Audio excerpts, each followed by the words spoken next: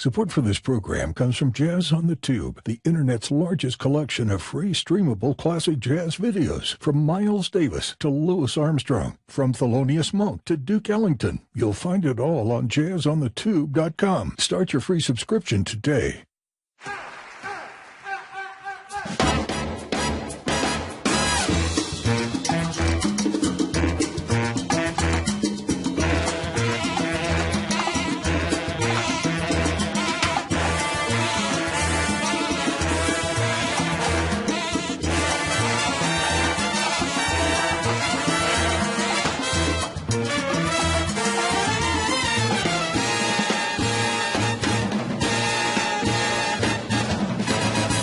Hi, and welcome to Jazz Talk, a Jazz on the Tube podcast. My name is Ken McCarthy, and this is where we talk with people who are doing important work that supports and illuminates the music we love. The writers, the scholars, the educators, the filmmakers, the producers, and more. Welcome to Jazz on the Tube. Today we're talking with somebody we're really happy to be talking with because he's interested in the same thing that we're interested in, which is longtime listeners to Jazz on the Tube know we love New York. I'm from New York City. I respect the New York jazz scene. I've spent a lot of years cumulatively in New Orleans. I totally respect the New Orleans jazz scene. However, there are other cities in America that contributed to the formation of jazz and birthed many, many, many, many, many great musicians. And I think, and I got this insight initially from Douglas Henry Daniels, the great professor from the University of California, I can't remember the exact university, but one of the state universities in the university system. And he really opened my eyes by pointing out what an amazing jazz center Oklahoma City was. And for a New Yorker, that just seems impossible. How could that be? But when you dig into it, you find out, wow, jazz came from everywhere. And our guest today is an expert on a lot of things, but he's especially expert on the contributions that Boston has made to the jazz scene. And we're very happy to have him. I'd like to welcome Richard Vacca. Welcome, Richard. Thank you, Ken. Delighted to be here, and thanks for the invitation. And Richard is the author of the book, The Boston Jazz Chronicles. He also has a super blog called TroyStreet.com. Great writing, really interesting stories, and if you want to get deep into a lot of things, in particular the Boston's jazz history, this is absolutely the place to go and do that. So where to begin? Let's start maybe for people who have not been to Boston, or maybe they live around Boston. Maybe they're international and they're thinking of making a trip to the States. Let's talk about the current Boston jazz scene. So if somebody wants to come to an American city and they decide that Boston's going to be on their itinerary, how would they go about accessing the great jazz of Boston? If you want to go hear jazz in Boston now, there are two different approaches to take. The thing that Boston does, and historically has always done better than anybody else in the country, is education. We'll just out-educate anybody. So when it comes to music education, we have Berkeley and we have the New England Conservatory, both of which have thriving jazz programs, and both of which offer all kinds of concerts by students, by staff, by faculty, and there is always during the school year something doing in those places, in their own concert halls and recital halls. And it happens to be cheap too. So it's a good way to hear a lot of music. You might not know the people, but the music will be excellent. And then there is the full battery of clubs. There's about 10 or 12 that have jazz regularly. I won't specifically call them jazz clubs. They're music clubs. But jazz is on the schedule quite a bit in some cases. There are two that book nationally known name bands, the Regatta Bar in Cambridge and Scholars Jazz Club in the Allston neighborhood in Boston. But then there are many more that have, the local guys and whatnot. On the top of the Prue is one place in the Prudential Center. Down in the South End, there's numerous places. Daryl's Corner Bar, a club called the Beehive, and of course the granddaddy of them all is Wally's, which has been continuously operating as a jazz club since January 1st, 1947. I'll say that again, January 1st, 1947. They got started as a jazz club, and it's still run by the same family. That's got to be one of the older jazz clubs in the world. Still Second. running. Second. Second. Who's the first? only one? Vanguard. Oh, the Vanguard. Okay, wow, okay. Uh-huh. That's it. That's the only one that's older. So this is in the same family and still chugging along, jazz 365 days a year. So if you really needed a fix on Christmas, you could go there, and they would have music for you. There are also places up in Cambridge, and the places up in Cambridge, aside from the Regatta Bar, which is in a hotel, these places tend to be pushing the music a little toward the outside more. The Lily Pad, the Outpost 186, another place down in Central Square called Mad Monkfish. So you can, if you're of a mind to hear some jazz between the schools and between this battery of clubs, you'll find something to listen to. Gotcha. Wow, I had no idea. And I'm sorry to say that my poor research, we were only there a couple of days, did not yield much information about jazz in Boston. Did go to the exhibit, which is where I found your book, which is at the African American Museum of African American History. Yes. Which currently, and when I say currently, we're at the very last day of 2019, going into 2020. There's a great exhibit on the Boston jazz scene. Also, a beautiful photography exhibit.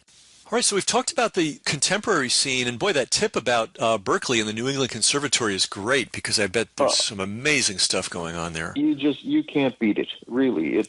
Almost every night of the week there's something interesting to listen to. And at the New England Conservatory, sometimes you'll wander into classical music as well, because that's really what its long suit is. That's really what it's known for. But the Boston University has great music school, and there's music there. Northeastern has some music, and even MIT has a really good concert band. So really? It's all over. And Harvard's jazz orchestra is terrific. It has been for years. So that's what we do here in Boston. We'll just out-educate anybody. and if your thing is music, we're going to out-educate you in music and give you opportunities to play. Wow. So Boston is not just. You got to come back, man. I'm already planning. So Boston's not just a place with some jazz. Boston's a place with a ton of jazz. Well, I think so. Yeah. The fact that it's not name band jazz is, some people will say, well, you don't have all that much jazz, but it's not true. There's just a lot of local scene here. Gotcha. And then, of course, Boston has the perennial problem of being, a couple of hours away from the Big Apple. So I guess by point of comparison, people will say, well, you're not New York, but who is? Who's got that? But that closeness to New York has actually been one of Boston's strongest suits over the years. There is another writer who has done some work in this area. He's fond of calling it the Boston-New York pipeline.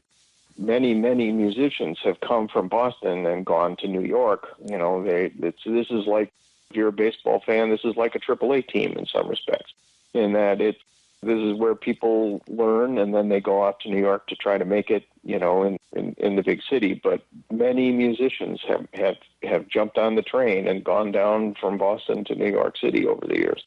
Some have come back the other way. And now with Berkeley and the New England Conservatory being, so prominent, there's a lot of teaching jobs here. And there's a lot of people on the faculties of these schools who are living in two communities. They're working here part of the week, and they're back in New York City part of the week. Oh, interesting. And over time, it has been a good thing to be this close to New York. Do we start, how do we want to talk about the Boston jazz scene and how it developed? Well, let's proximity to New York really is an important piece of that. Oh, sure. Well, let me ask this question though before we get to that, because I don't know the answer to this. Who are some of the greats that came out of Boston? Maybe native sons. Does Boston have a roster of people that came from the Boston area? How much time have we got? Oh, okay. See, and by the way, if we go way back to the start, you want just people who were born in this region, or do you want people who? Never mind. We can start with the Ellington Band: Johnny Hodges, Harry Carney, Paul Consalvis, Jimmy Woody, who played bass with him for 5 years in the 50s, Lloyd Trotman, who played bass in the late 40s, took Pettiford's place. There have been several Chuck Connors, the bass trombonist. All those guys were Boston guys. If you're looking for some of the other ones, the thing that I'm really interested in the most is the modern jazz scene. And the swing scene was nice, Charlie Holmes and Swan Johnson and Kaiser Marshall and Benny Waters, all those guys were Bostonians. But it's the modern jazz guys that are really surprising. Jackie Byard was here, Charlie Mariano, Herb Pomeroy. There's quite a few names that will. Joe Gordon was a townie. Lenny Johnson, Dick Twardzik. There are quite a few people have come from here. And starting in the 50s, they could actually start staying here and making a living, which is a big deal. That's when you get to have a jazz scene, is when there's enough work to keep people home. Gotcha. So let's go back to the roots of jazz, the early years, which I would say are the 20s, maybe even the late teens, What was Boston's role in that formative period? Boston's African-American community was quite small, especially as a percentage. It was only about 3% of the city's population. And and this is, in the period between the wars. And if you look at Chicago or Cleveland or Detroit, they have much, much larger African-American populations. And so the pool of musicians in those cities was much bigger. So there was jazz in Boston, as you say, going back to the teens. But the scene was pretty small. And it just sort of chugged along, and there were some good musicians here, but mostly they're like Johnny Hodges and Harry Carney. They went to New York to seek their fame and fortune. But people were already coming here to go to school in the 20s because the conservatories had a colorblind admission policy, so there were always people coming here. The big change happens with World War II. That's when all of a sudden, Boston starts becoming something. And the reason for that is Boston is a port town, and the War Department chose Boston as a major point of embarkation for the European theater. And so the city was full of soldiers and sailors all the time during the war. And plus, they're shipping supplies out of here. So Boston's port was really busy. And all those soldiers and all those sailors needed fun at night. And there was work here in the clubs, a lot of work. And a lot of guys were coming up from New York. Frankie Newton lived here for 18 months. Vic Dickinson was here for almost that long. Buck Clayton was here for a while. There were quite a few good musicians from New York that just came here because there was so much work. And what that does is it raised the professionalism of the entire scene. Just by hanging around with these guys, learning from them, playing with them night after night, the Boston musicians started becoming quite good. One guy who came out of Boston with his own little big band, call it that, he was usually about an octet or so, was a guy named Sabby Lewis, who was a fairly well-known guy in the 1940s, both in Boston, where he was from, and New York City. He spent a lot of time there in the 40s, especially the late 40s. So that is really what starts Boston, becoming more jazz aware. And then the war ends, and all of these soldiers and sailors were eligible for their GI Bill tuition money. And everybody who wanted to do music starts coming to Boston because there are these schools, and, the African-American students don't have problems getting admitted.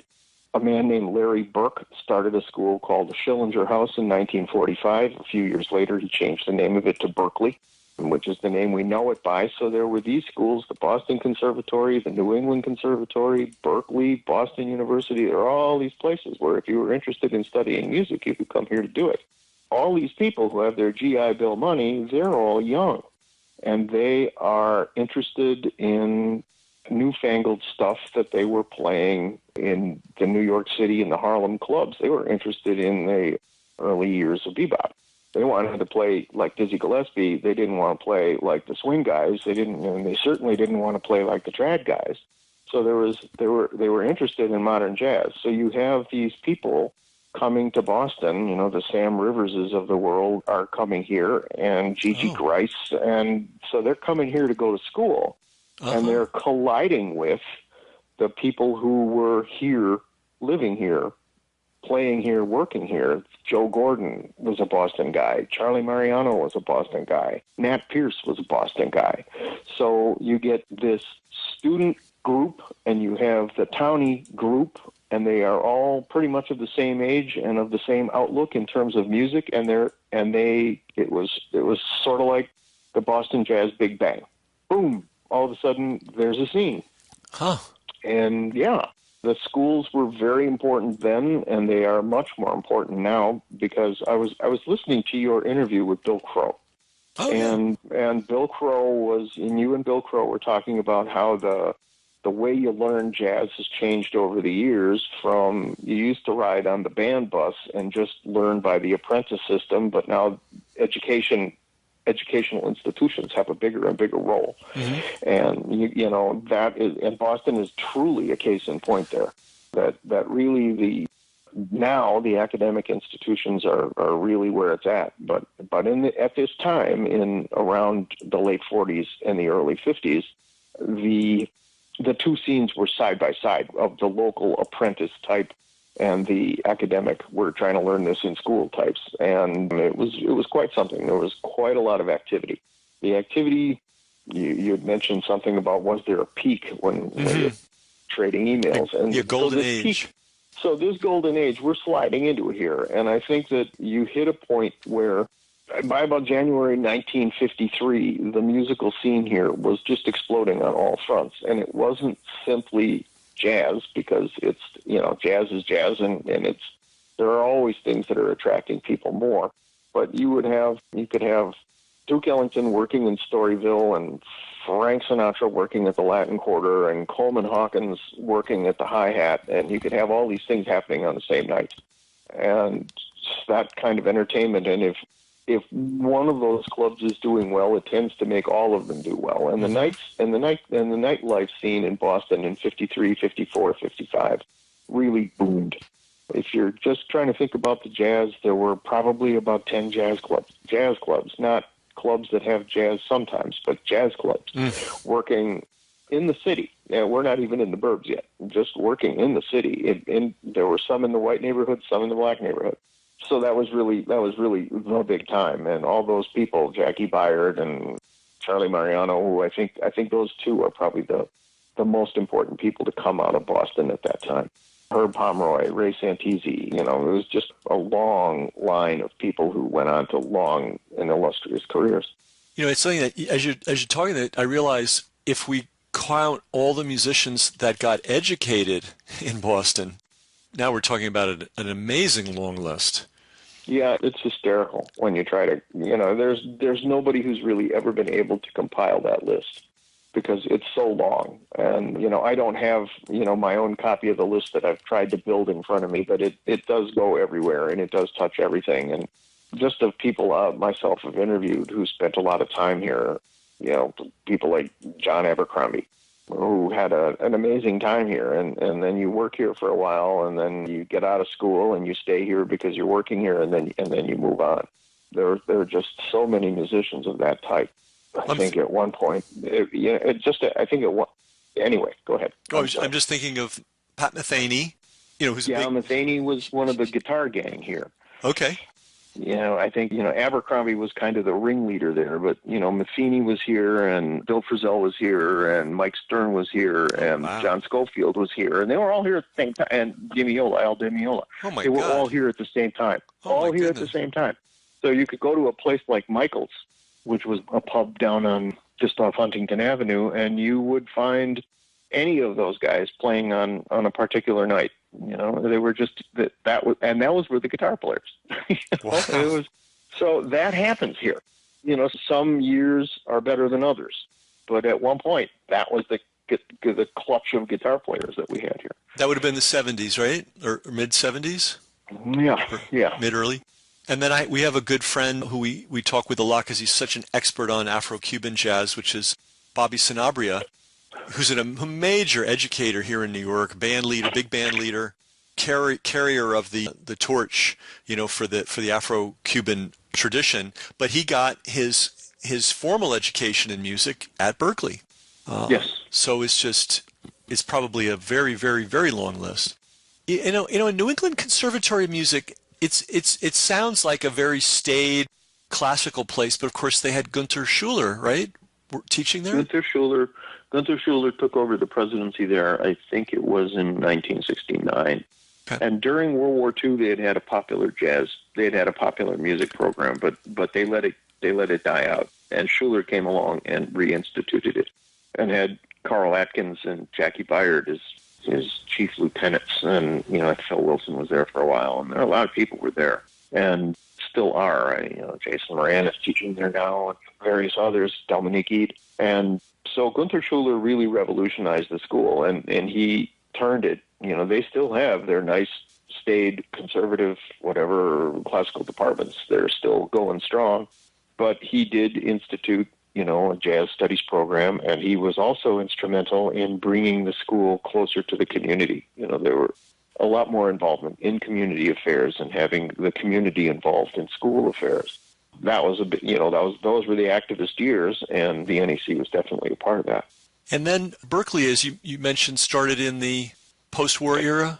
Berkeley started 1945, I think, is when Larry Burke started his school, and I think, with about 5 students or something like that. And slowly but surely, he started hiring faculty and getting more students. He bought a building on Newbury Street, and from there, the school started to grow. I mean, it went from, I don't even know what the current enrollment is, but they would cross these milestones. Now we have 200 students. Now we have 400 students. Now we have 600 students. And it went from being a certificate-only school to an accredited college.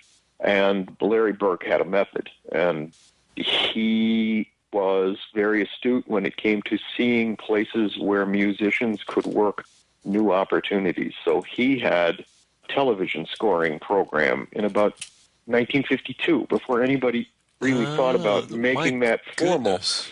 He was doing, right now, if you start looking at the credits for the people who are doing movie soundtracks, there are Berkeley people, a lot of them. But there were people working in television for years, and still are. Whenever something new was coming along, when electronic music started to happen, he started a program in it. So that has been the Berkeley way, that they keep their eye on the scene, and when something looks like it's going to develop into an academic pursuit, they're the ones pursuing it, and that has been their modus operandi since the very beginning. Larry Burke was an amazing guy. He must have been, because this is, Berkeley is one of the ultimate destinations for people that want to break into professional music as a jazz musician. And it isn't even, it's not fair to even really call it a jazz school anymore. Yes, they still have a big jazz component. Once upon a time, in the 50s and in the 60s, it was a jazz school. That was really what they were doing. And they had all those people like, John Laporta and Phil Wilson and Herb Pomeroy, Jack Peterson, all these guys were teaching it. But now there are so many different departments. I believe, I don't know, it trades back and forth. It's either the guitar major or the vocal major is the biggest one in the school right now. And these people aren't necessarily going to go off and play jazz. They're going to go off and play just about anything, and they do. So there's a long list of people who came from Berkeley who have nothing to do with jazz. Okay. There's one funny story. Well, Bruce Hornsby, we studied with a jazz pianist named Dean Earle who was teaching, and if you weren't going to play jazz, Dean Earle wasn't really interested in you. So Hornsby comes back to school, like 20 years later, the conquering hero or something like that, and he runs into Dean Earle in the hall, and Dean says, "So, are you still playing?" It was, that kind of, so it's that kind of thing that there were people going into all kinds of pursuits and on all kinds of fronts, but they're all coming out of Berkeley. And it's an old boy network there. I mean, it really is an amazing place. Let me throw you what might be a curve. I know that the roots of Berkeley was a guy named Joseph Schillinger. Is that how you say his name? That's correct. Yeah, and I first heard his name from Eddie Palmieri, and Eddie's the great Afro-Cuban jazz pianist, still going strong. In fact, he's playing this week, not far from here. And he raves about what Schillinger's theory did for him to help him understand, because he knew the Afro-Cuban rhythms because he grew up with them, but there was some sort of a theoretical framework that Schillinger provided that just helped him. I'm not sure exactly how it helped him, but he talks so strongly about Schillinger. And then here's another example, Lawrence Burke.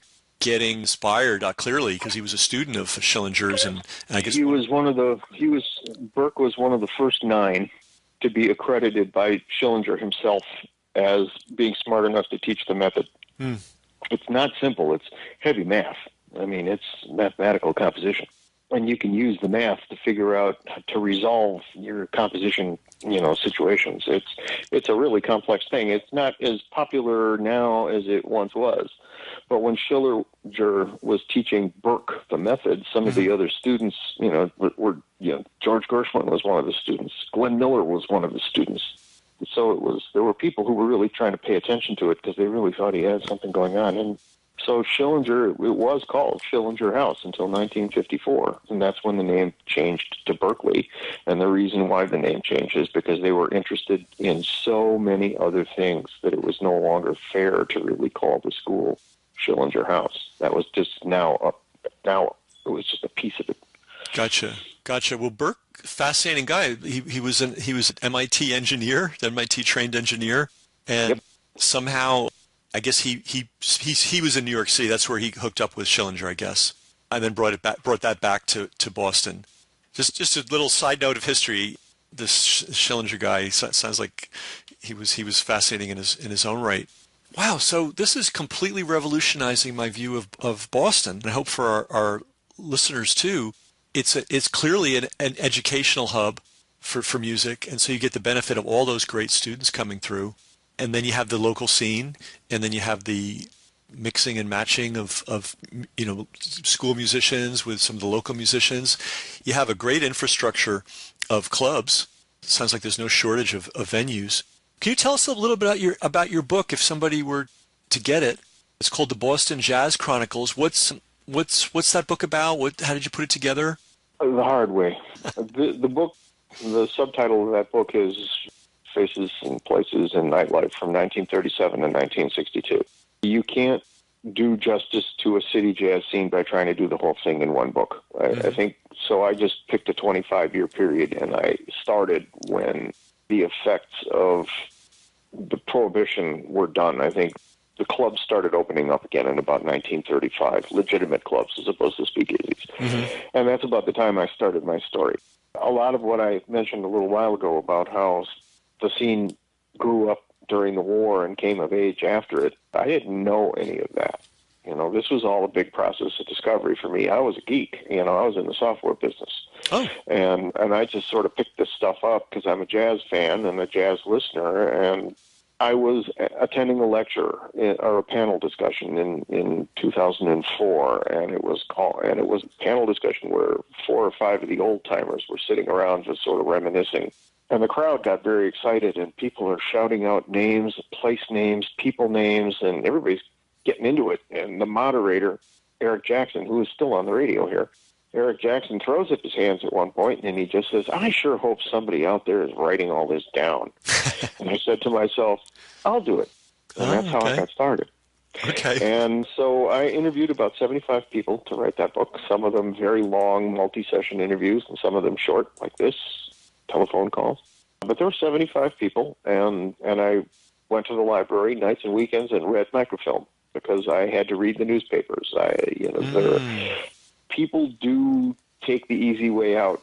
The internet has given people the easy way out, that they think if they can find it online, that's all there is, and they don't want to do the hard work of, turning the pages. And I went and turned the pages, and that's why there's all that detail in there, because I just went and dug it out. And I was able to build, the picture of the Boston jazz scene over a 25-year period by reading the media. I read a newspaper a day for 25 years and did all these interviews and accumulated a lot of music and ephemera and whatnot. So that was pretty good. Now I'm in the middle of volume 2, which goes from 63 to 88, and that'll about do it. I think then I'll be exhausted. Just for anybody who hasn't written a book, it's got to be the hardest work known to man that doesn't involve a shovel.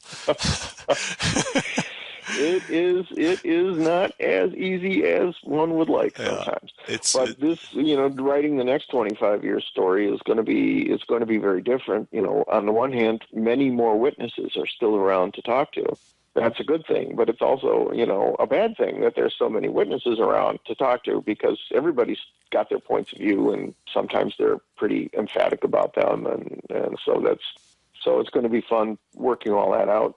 Whole different club scene, whole different, the scene changes completely several times over, and if you think about this in terms of a 50-year span of both books, I'm seeing whole cadres of whole cohorts of musicians starting out and developing and hitting a peak and plateauing and starting to decline. Whole cohorts of musicians going through that life cycle, and it's absolutely fascinating. And you've got, the old band in Boston kind of thing with fighting off the censors and the alcohol control board. And, there's as much Boston in these books as there is jazz music. So it's very interesting to learn this and go talk to the people and do the research. It's been fascinating.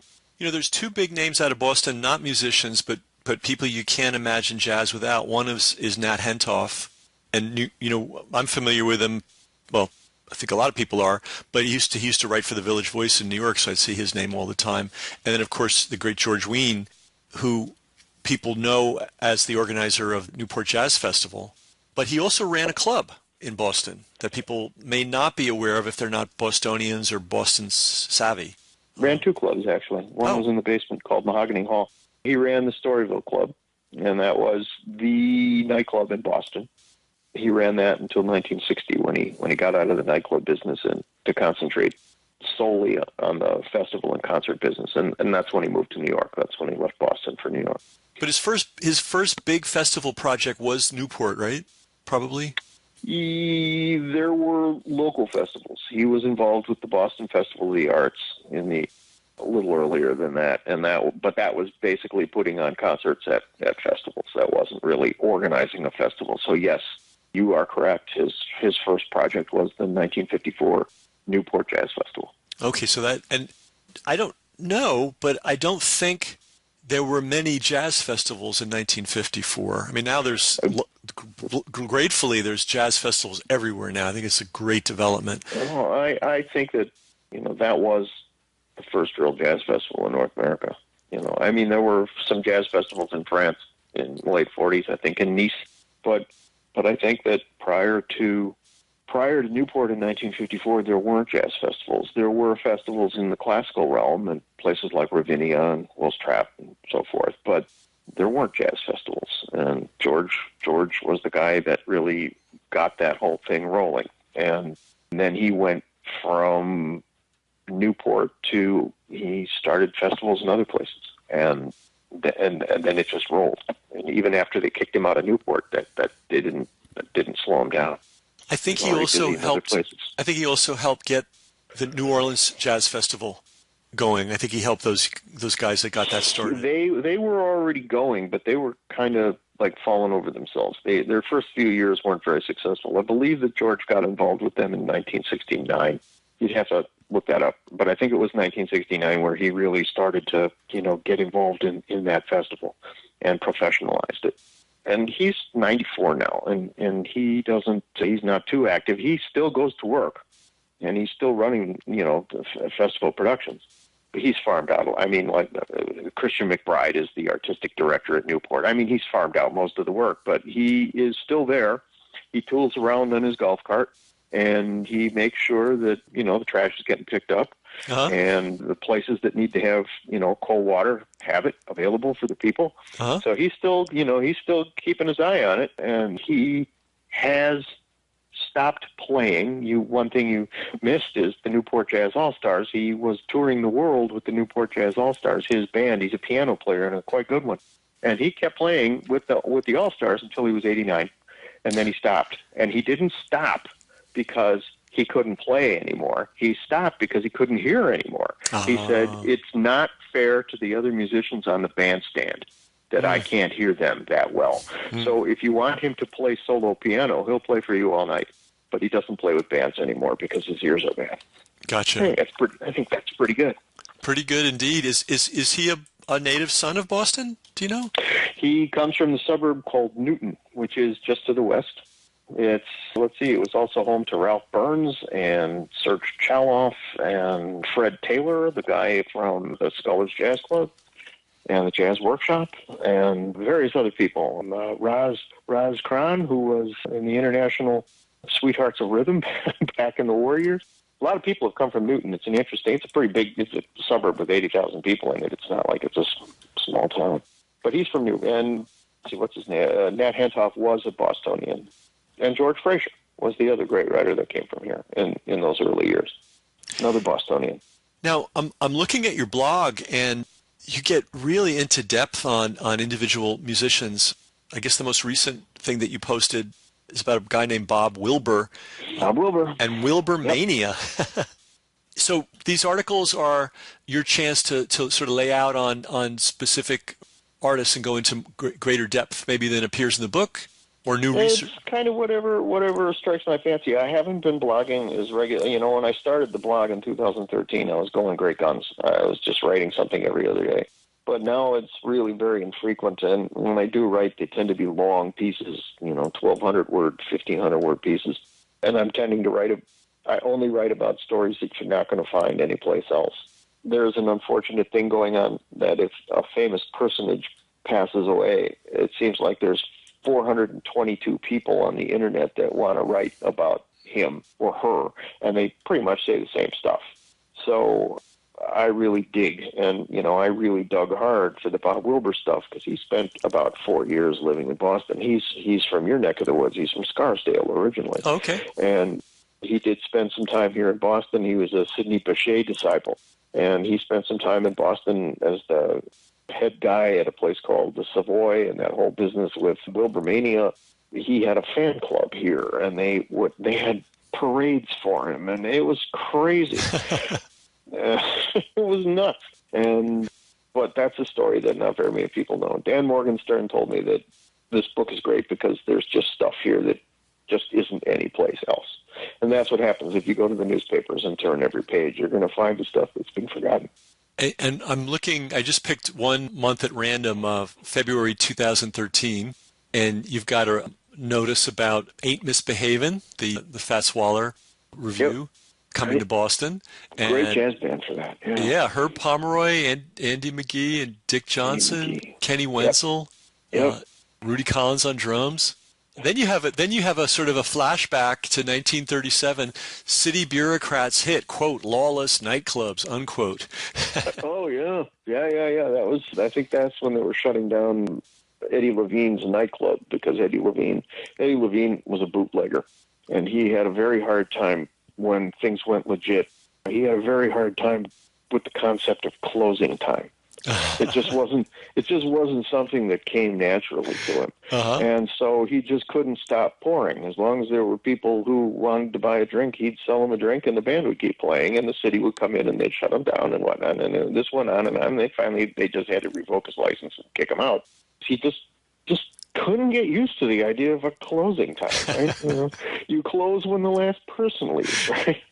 So that's, I think, what was going on back in that date in 1937. And then you have a feature on a very interesting fellow, never heard of him before. He doubled on violin and saxophone, Ray Perry.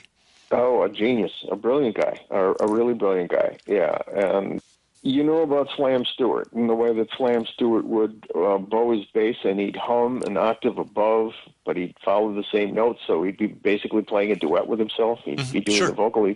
Ray Perry started doing that. Slam Stewart played with Ray Perry at Levine's club, come to think of it, and he picked up that habit from Ray. But Ray Perry was an amazing guy. Spent, I think, his big claim to fame was his time with Lionel Hampton, and there is a tune that Lionel Hampton has that you can find on YouTube called Fiddle Dee Dee, which will blow your mind with Ray Perry's violin abilities.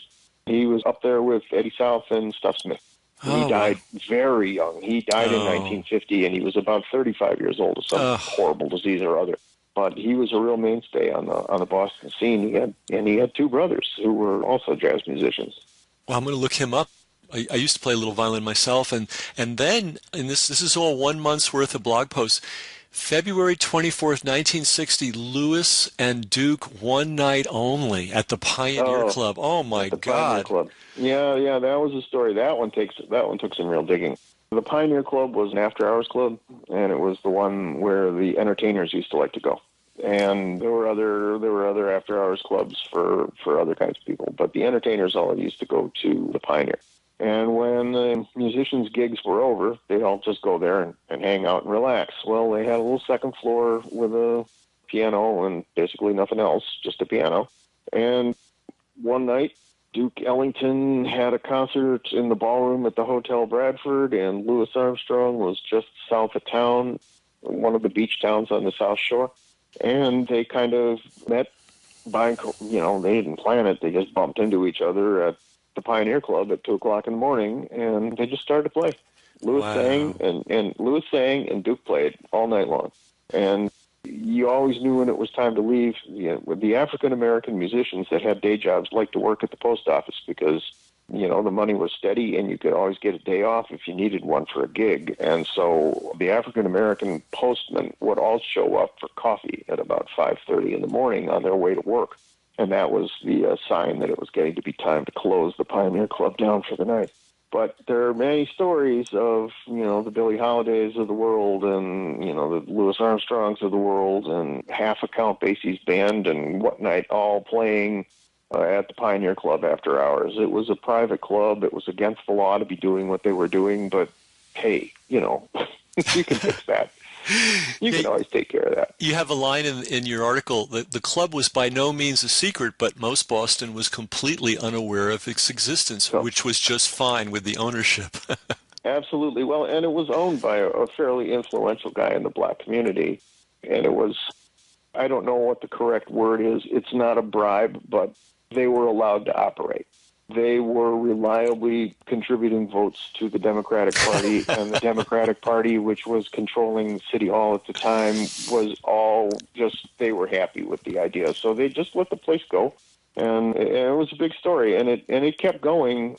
Society finally, in the Boston area, society finally started to turn against that kind of after-hours, that kind of nightlife. It just sort of ran its course. And those clubs all started to close approximately 1970. The times were different, And I think the Pioneer actually had to go legitimate for a little bit in 1972, but that was no fun. So they closed down, I think, 1973, and then the building was razed for some urban development project or other in 1974. Now the street that it was on doesn't even exist on the map. It was on Westfield Street, and that's gone. It's off the map. There's a building on it now. I know that there was a circuit for African-American musicians. Every city had a hotel, often with a ballroom attached, where African-American musicians felt comfortable. It was maybe in the South, it might have been the only hotel they could stay in. Maybe that problem wasn't so acute in Boston. Oh, sure it was. It was, same problem, huh? Wow. Yeah. Not the same problem, but it was still a problem. It depended on where you were. The Back Bay, which is, the nicer part of downtown, quote unquote, all the Back Bay hotels were pretty much closed to African-American guests. There was only one exception, which was the Bostonian, which is a big hotel on Boylston Street in the Back Bay, and they let anybody in, and that was a place where Dizzy liked to stay there, and Duke liked to stay there, and various, it was a nice place, it was a nice hotel. But mostly what black musicians were doing was they were staying in rooming houses in the black neighborhoods in town. Pretty much the same story here, but Boston had a real problem with, racial situations and so forth, especially in the 70s when, the busing thing happened, busing integrating the schools. But the struggles, I do remember talking to some of the musicians about how they were very proud of the fact that they were in the first black jazz trio to play in some of these Back Bay hotels where they had never had black entertainers before. And the color line, it was interesting talking to these people about watching the color lines going down. It started in the late 40s and it continued, it took a long time before the color line was completely down in all the clubs. George Wein, when I interviewed George, one of the times I talked to George, he talked about that a lot. He said there were always hotels in poorer parts of town or in less I would like to say ritzy, but that's not quite right, but the less well-to-do. How about that? Mm-hmm. There were already hotels that weren't in that neighborhood where black musicians could always stay. Down in the theater district and whatnot, those hotels were open. So it was easier here than it was in a lot of places. But by no means was, Jim Crow not present. Gotcha. So everyone can get a good flavor of Richard's writing by going to troystreet.com, and Yep. there's a lot of information there, and really a lot of articles. And I just gave you a small sampling of 1 month's production. That's not even a whole month. And then there's the book, The Boston Chronicles, Part 1, I guess, and then Boston Chronicles Part 2 is in the works. Jazz Chronicles Part 2 is in the works, and stay tuned. I never ask an author when the book will come out, but if you're inclined to let us know when it is ready, do let us know, and I'll make sure everybody knows that it's available when it's ready. Oh, wonderful. Yeah. Well, we've been talking with Richard Vacca, author of the Boston Jazz Chronicles, also the proprietor of TroyStreet.com. I think it's pretty clear that when it comes to jazz, especially in Boston, Richard's the guy to go to. I've learned a tremendous amount. I can't wait to get back to Boston. Suddenly all these fragmentary, I knew Berkeley existed. I knew Jackie Byard was at New England Conservatory. I knew that there were some good clubs in Boston historically, but now I'm starting to really get a much better picture of the scene. And the great news is that the scene is alive and well, and there's plenty for the jazz fan to do. So if you're on a tour of the United States and you're wondering where to go and you're intimidated by the prices in New York City and the complexity of getting there, Boston sounds to me like an absolutely great place for a jazz fan to land and spend a couple of days or a week or so. Especially your tip about going to the colleges. That's a big one. That's where you could encounter some magic, I bet. Yep. And like I say, right this particular week, you won't find anything going on at the schools because they're out of session right now. Gotcha. But during the school year and even during the summer, you'll find things. And Berkeley does have a performance center where they bring in name bands as a concert hall. So, but the schools have just lots and lots of stuff going on. And I imagine you mentioned Boston functioning kind of as a farm team for the Big Apple. I imagine for a young jazz musician that's wanting to develop themselves, Boston is not a bad place to spend time doing that. That's right. But I think I can't speak for all of the young musicians because obviously I couldn't possibly know them all, but I really think that they're considering their college town as a way station. And some stay, but not very many. I mean, mostly you're getting your things together here and then you're going off.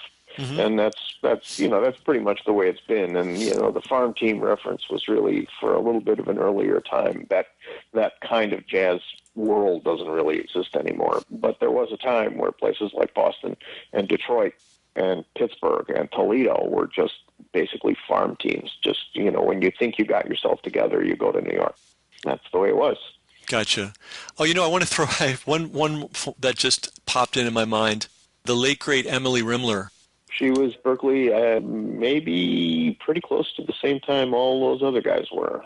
Yeah, and she was fantastic. I used to see her play at, I forget the exact name of the club, but it had Grand in the name down in Soho. And yeah, she was a product of Berkeley as well.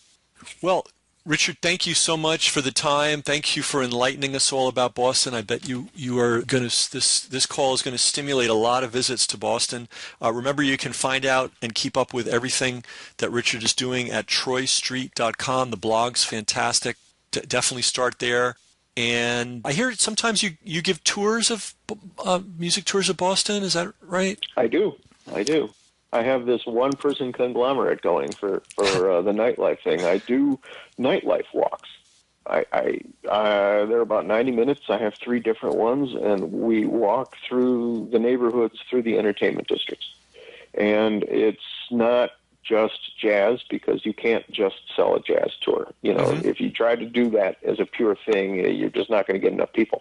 But I call them nightlife walks, and you mix in theater and you mix in, soul music and R&B music, and, you got some jazz and you got some gangsters and you got some politicians behaving badly and you got stuff that everybody likes. and I just package those things up and take people out for a 90-minute walk. And it's always a lot of fun. It's different every time. Great, and people can contact you through TroyStreet.com? Yeah, they can find the website, and they can send an email, and I will respond to them. Yeah. Great. So that'll add another dimension to a visit to Boston. Well, again, and you'll have to do one the next time. Oh, I will. I want to. I love stuff like this. Before we started the recording, Richard and I were talking about just jazz scenes in other cities, and it's an interest apparently of both of us. Oh yes, yes. We know there's great jazz everywhere. It's not just limited to New York or New Orleans or Chicago. And so we're slowly filling in the blanks of all the different cities, and I think we got Boston covered pretty well.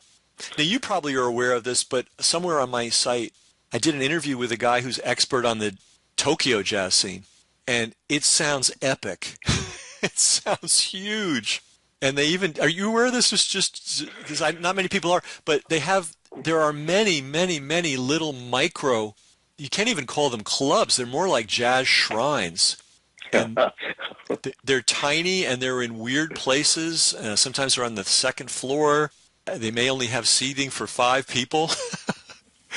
And the owner will have the best record collection you've ever seen in your life, and handmade speakers, and jazz lovers will just come and have a coffee and request a particular piece of vinyl. And there's apparently scores of these things in Tokyo. So I'm not surprised. They're devotees there. They love their jazz. They really love their jazz. Well, they're very serious. They have good taste, and I'm going to make sure. His name's Richard Catchpole, and I'm going to make sure he knows about this interview so he can spread the word in Tokyo, because they are such great fans and great devotees of the music, great students of the music. I hope they're aware. We'll help make them aware that Boston should be on their agenda when they do their travels.